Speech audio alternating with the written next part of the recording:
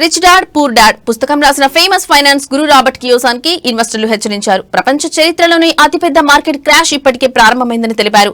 America, Europe, Asia మార్కెట్లన్నీ పడిపోతున్నట్లు చెప్పారు. 2013లోనే తాను రాసిన పుస్తకంలో ఈ క్రాష్ వస్తుందని చెప్పానని, ఇప్పుడు అది నిజమైందని పేర్కొన్నారు. ఇన్వెస్టర్లంతా చాలా జాగ్రత్తగా వ్యవహరించాలని, లేకపోతే భారీ నష్టాలు తప్పవని వార్నింగ్ ఇచ్చారు. ఈ మేరకు ఆయన ఎక్స్ లో పోస్టులు చేశారు. ఇంత పెద్ద క్రాష్ ఎందుకు? ఆర్టిఫిషియల్ ఇంటెలిజెన్స్ లక్షలాది ఉద్యోగాల్ని తుడిచేస్తుంది. ఉద్యోగాలు పోతే ఇల్లు, ఆఫీసులు కొనే వాళ్ళు ఉండరు. రియల్ ఎస్టేట్ కుప్పకూలుతుంది. ఆ తర్వాత మొత్తం ఎకానమీ కూలిపోతుంది అని కియోసాకి చెప్పారు. ఇన్వెస్టర్లు ఏం చేయాలి?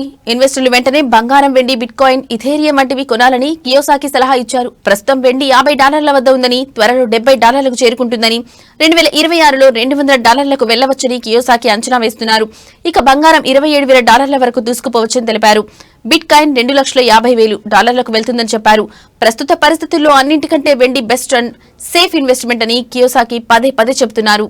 క్రాష్ కూడా మంచిది. అతిపెద్ద క్రాష్ వల్ల లక్షలాది మంది పేదరికంలోకి వెళ్తారని కియోసాకి చెబుతున్నారు. అయితే సరైన నిర్ణయాలు తీసుకుంటే ఈ క్రాష్ తో చాలా మంది కోటీశ్వర్లు కావచ్చని అన్నారు. ఇది చరిత్రలోని అతిపెద్ద డబ్బు బదిలీ అవుతుందని అన్నారు. దీనికి సన్నద్ధంగా ఉంటే మీ జీవితంలో ఇదే బెస్ట్ టైం అవుతుందన్నారు. కియోసాకి చెప్పినట్లు మార్కెట్ క్రాష్ కూడా మంచి అవకాశాన్ని కల్పిస్తుంది. ఉదాహరణకు 2020లో కరోనా టైంలో మార్కెట్ కుప్పకూలింది. ఫండమెంటల్ గా బలంగా ఉన్న కంపెనీలు సహా అన్ని కంపెనీల షేర్లు పడిపోయాయి. ఈ సమయంలో ఇన్వెస్టర్లు భారీగా నష్టపోయారు. కానీ అవకాశాన్ని అందిపుచ్చుకునే ఇన్వెస్టర్లు కూడా ఉన్నారు. మంచి కంపెనీల ధరలు పడిపోయినప్పుడు కొనుగోలు చేసి, కరోనా నుంచి పూర్తిగా రికవరీ అయిన తర్వాత, షేర్ల ధరలు పెరిగిన తర్వాత విక్రయించారు. ఫలితంగా భారీ లాభాలు ఆర్జించారు. ఇప్పుడు కూడా మళ్లీ క్రాష్ వస్తే ఇన్వెస్టర్లు ఫండమెంటల్స్ బలంగా ఉన్న స్టాక్స్ తక్కువ ధరకు లభించినట్లు కొనుగోలు చేసి ప్రయోజనం పొందవచ్చు.